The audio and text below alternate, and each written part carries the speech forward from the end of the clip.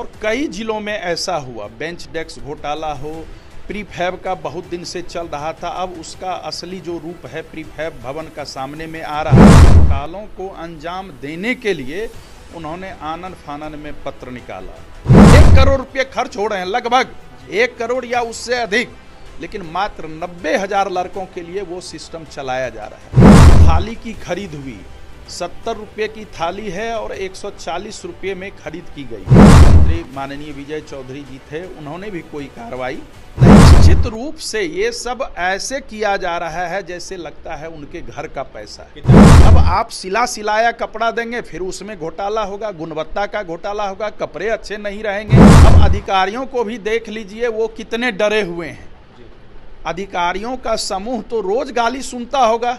जो बिहार के शिक्षा विभाग में देखिए आए दिन इन दिनों घोटाले और अनियमितताएं के आरोप के दौर जारी हैं, और ऐसे में बिहार के शिक्षा विभाग के प्रमुख सचिव हों या फिर अनेकों पदाधिकारी हों, उनके ऊपर आरोप प्रति आरोप लग रहे हैं। ऐसे हमारे साथ बात करने के लिए जदयू एमएलसी संजीव कुमार सिंह जुड़ेंगे, बात करेंगे। संजीव जी, कैसे देख रहे हैं जिस तरीके से घोटाले के आरोप लग रहे हैं, कभी बेंच डेस्क घोटाला, कभी समरसेबल घोटाला, और भी कई सारे घोटाले के आरोप लग रहे हैं बिहार के शिक्षा विभाग के अनेक पदाधिकारी? नहीं, निश्चित रूप से जो मार्च का महीना था तो शिक्षा विभाग ने यह सोच करके अपर मुख्य सचिव ने कि हम पैसे का सदुपयोग मार्च के पहले कर लें, लेकिन ये सोच उनकी पहले नहीं हुई, उन्होंने पहले समय पर नहीं सोचा।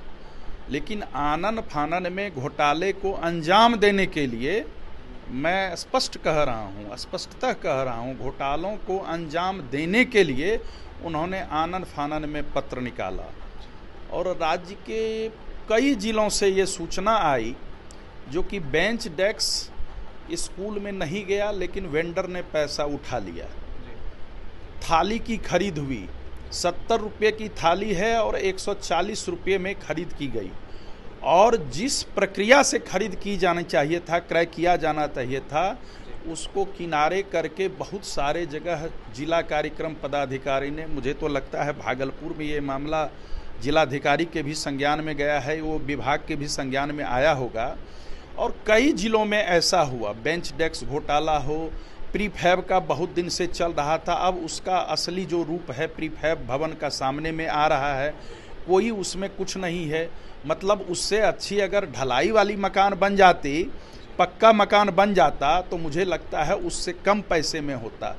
बहुत ज़्यादा पैसे में वो सब किया गया। सबमर्सिबल वाला आप बोल ही रहे हैं, कितना बोर करना चाहिए पाइप को, वो भी नहीं किया जाता है। और जब स्कूल ऑफ हो जाता है तब जानबूझ करके एजेंसी वहां पहुंचती है और किन्हीं के नहीं रहने पर अपने मन मुताबिक ये करती है। क्वालिटी को लेकर भी कुछ भी निश्चित रूप से ये सब ऐसे किया जा रहा है जैसे लगता है उनके घर का पैसा है। किताब, बैग, कॉपी को लेकर, सारे चीज को लेकर के मैंने एक देखा न्यूज, जो कि अब सिलाया पोशाक दिया जाएगा। भाई फिर उसमें घोटाला होगा।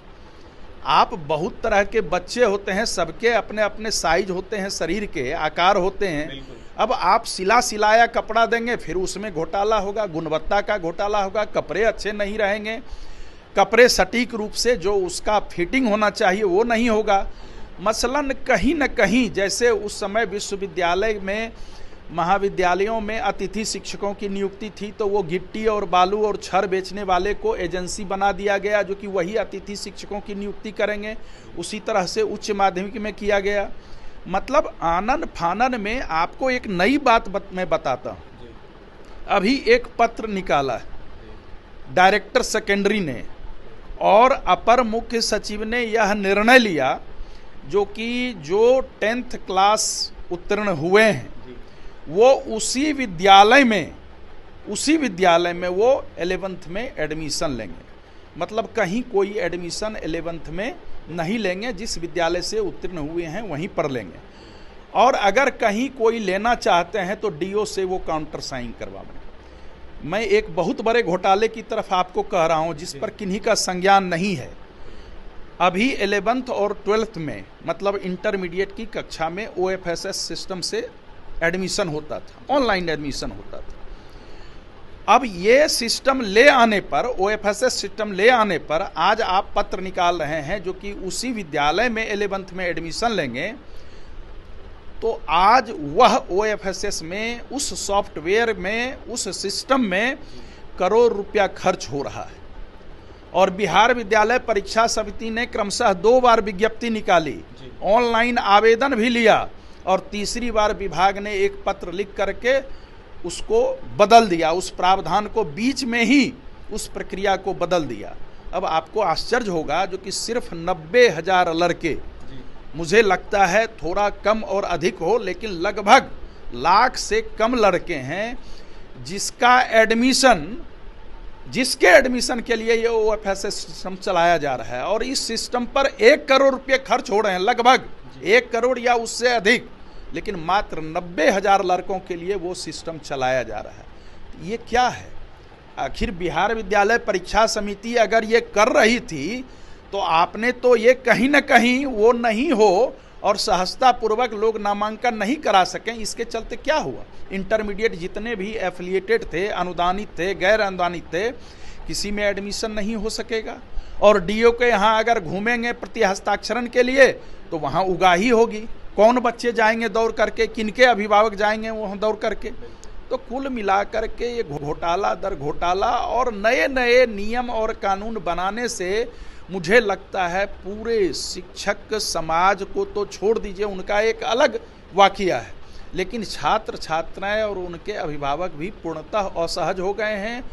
और पूर्णतः इनके मन में है जो कि किस तरह हम शिक्षा बंदी की स्थिति बना दें जो कि कल को ये फिर से पटरी पर नहीं आ सके। संजीव जी, आपसे सवाल रहेगा, बिहार विधान परिषद में सभा के दौरान आप लोगों ने गालियों को लेकर काफी ज्यादा सवाल उठाई थी बीते दिनों। फिर से एक बार खबरें आ रही है बिहार के एक जगह से जहां पर DPO ने गधा कह दिया है शिक्षकों, जिसके बाद काफी आक्रोश में शिक्षक है। तो क्या हमेशा अधिकारी तमाम शिक्षकों को गाली देते ही? देखिए, मैं तो आपको स्पष्ट बता दूं, जो विधान परिषद में हम लोगों ने उठाया उसके बाद तो कोई कार्रवाई हुई नहीं, लेकिन सभापति महोदय के कक्ष में वो वीडियो भी देखा गया और सबों ने, लगभग बहुत सारे माननीय थे, सभापति महोदय थे, वीडियो भी देखा, लेकिन विभाग की तरफ से कोई कार्रवाई नहीं हुई। तत्कालीन शिक्षा मंत्री माननीय विजय चौधरी जी थे, उन्होंने भी कोई कार्रवाई नहीं की, जबकि सदन में आसन से यह नियमन हुआ था जो कि वीडियो देख करके इस संबंध में जो भी कार्रवाई होगी वो की जाएगी।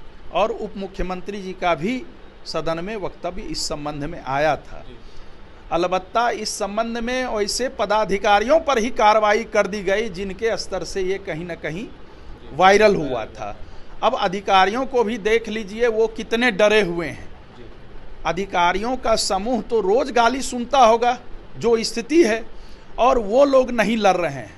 कल की घटना आप सही कह रहे हैं, कल या परसों मुझे परसों ही पूर्णिया से एक खबर आई, कुछ शिक्षकों ने भेजा, DPO ने शिक्षकों को गधा कह दिया।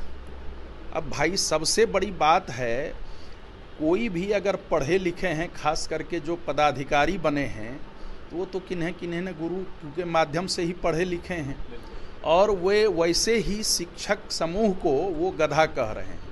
तो आज तो शिक्षक धैर्य रखे हुए हैं। जिस तरह से शिक्षकों की संख्या पूरे राज्य में बढ़ी है, सरकार ने ही बढ़ाई है, क्योंकि शिक्षकों की नियुक्ति हुई है। नियुक्ति में भी घोटाला है, वो अलग विषय है, मैं बताऊंगा अभी।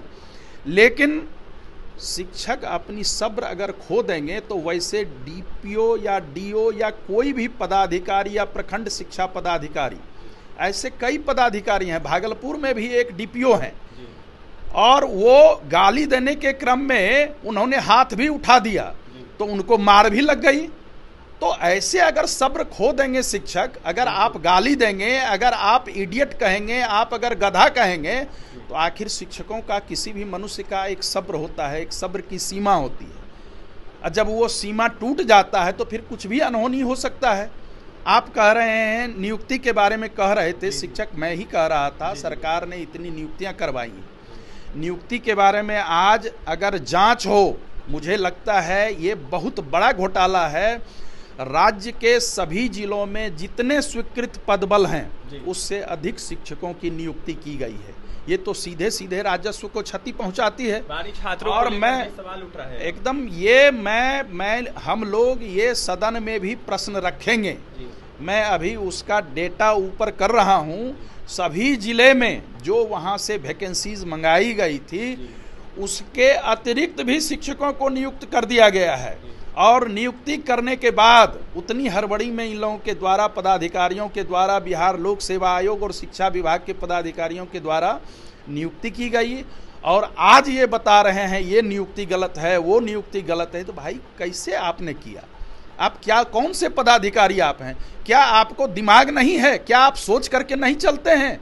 किसी भी मनुष्य को कार्यपालिका में स्पष्ट है जो कि सभी कुछ कार्यान्वित वही करते हैं। अंतिम सवाल रहेगा संजीव जी आपसे, ट्री 3 को लेकर खबरें आई थी, झारखंड में पेपर लीक हुआ था, लगातार यूयू जांच कर रहा है। यूयू ने जांच करने की बातें कही थी, बीपीएससी से कई सारे सवाल पूछे थे, लेकिन आयोग कोई जवाब नहीं दे रहा है, जिसके बाद सो कॉज नोटिस भेजने की भी बातें आई है। क्या कहिएगा? अब आप समझ सकते हैं, ये तो निश्चित रूप से जांच का विषय है और गंभीर विषय है जी।